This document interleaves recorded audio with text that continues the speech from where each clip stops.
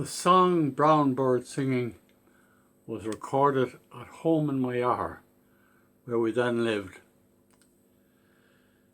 On a July afternoon in 1985, as part of a session during which my good friend Paul McGillick was trying out his brand new tape recording equipment.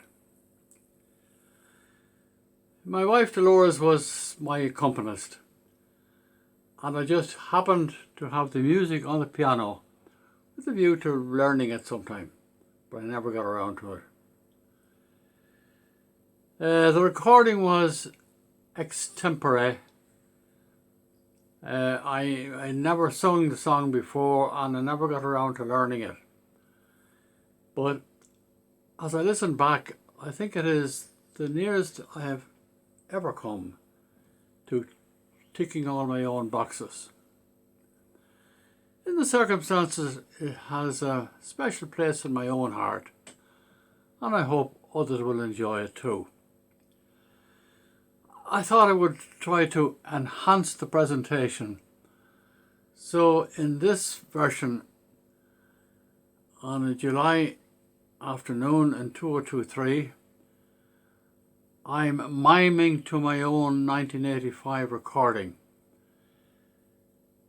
Singing it was out of the question because my natural bel canto is now a natural bel can't do. Anyway, right or wrong, it now has a place in posterity and will be there for Gilsonans and others long after God has called me to do other things. I hope you enjoy it. Thank you.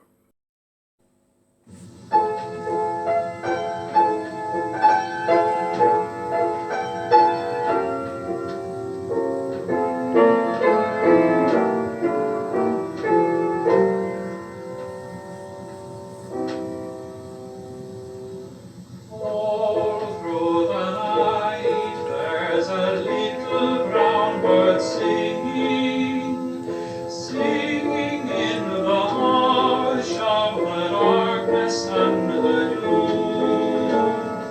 Singing in the hush of the darkness and the dew. Would that he sung through the stillness, could go winging, could go winging to you.